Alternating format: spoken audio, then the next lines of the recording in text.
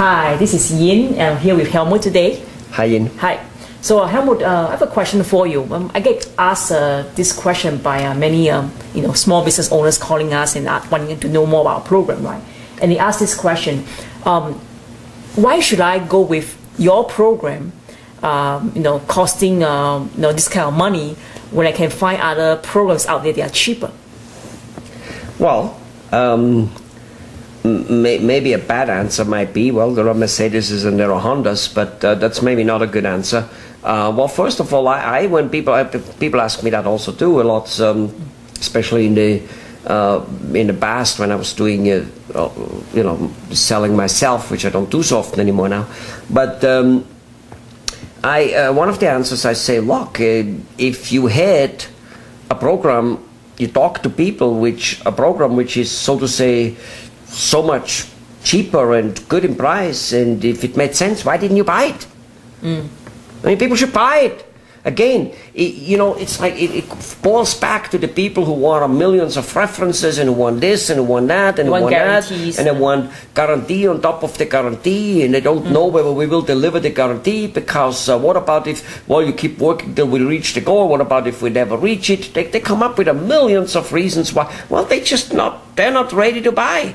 Not for nothing. I think it was Buddha who said that, or maybe it was Gandhi. It was one of those Indian gurus who says, the teacher will appear when the student is ready. All right. For those people, there is no teacher there yet, maybe. So that's what I tell them. Why didn't you go for it? And of course, like with many other things in life we buy, the purchasing price sometimes may be expensive, but the overall cost of the price might be very, very inexpensive and much cheaper than the cheap program. For instance, if you buy a cheap tire, it may be very cheap, but you have to replace it more often. Right. Or it gives your car accident more easy. Now, what's the price then? And that's just one example. There are many things like that. You know what I'm saying? Right. You buy a very cheap water faucet, but you replace it 4 times as often. So, never mind the hassle you get in between. That's right. Didn't you give a seminar recently in India about the price war, of us, between business owners out there? People aren't undercutting the price. Right. India is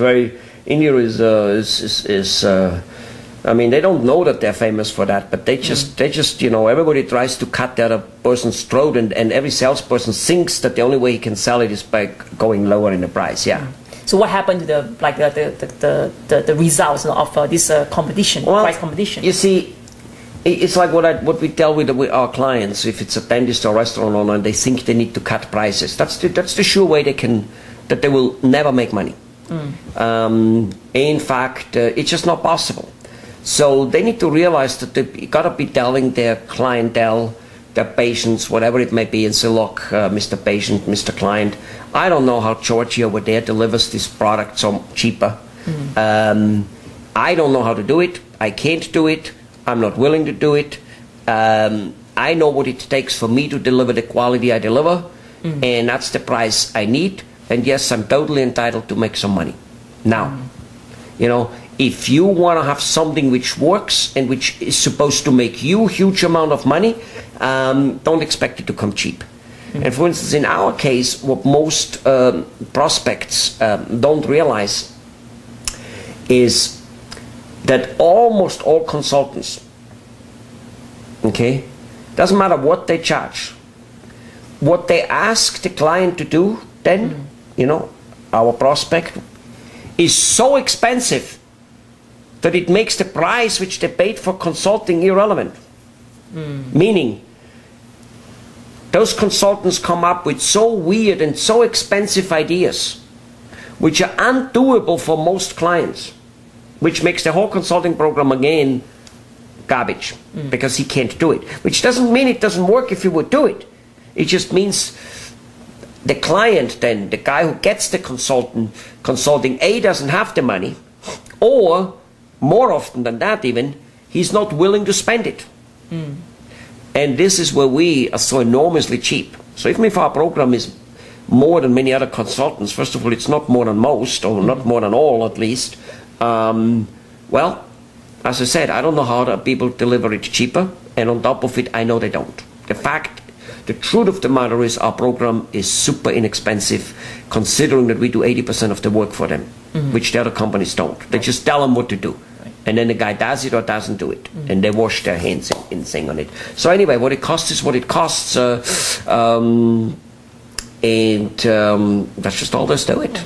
And I think you bring up a very good point about how, people use price as a comparison, right? But I do know that, in the end, you do get what you pay for in the end, right?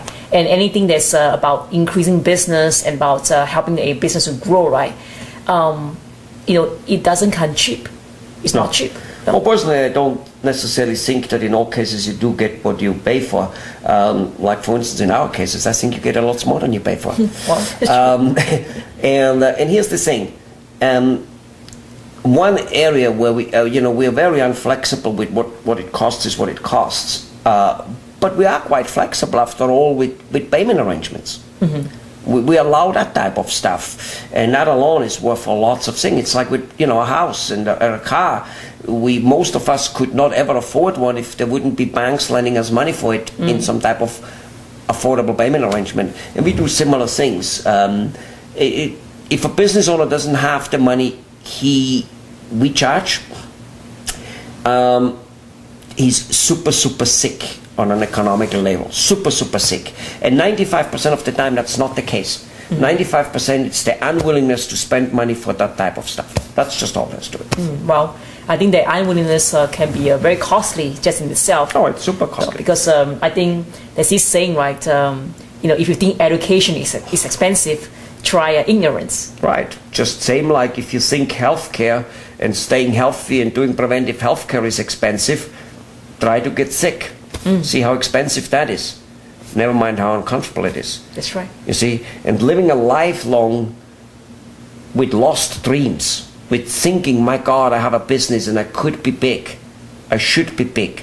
I should have a business with money and time at the same way, because the only way to have time if you have your own business, if you're big enough that you, the business owner, can stay away from it a little more. To run around with that failed purpose, with that failed feeling of I'm not making it, and continue to suffer, that's the miserable thing. Right. That's what, and that's when then people get grouchy and they get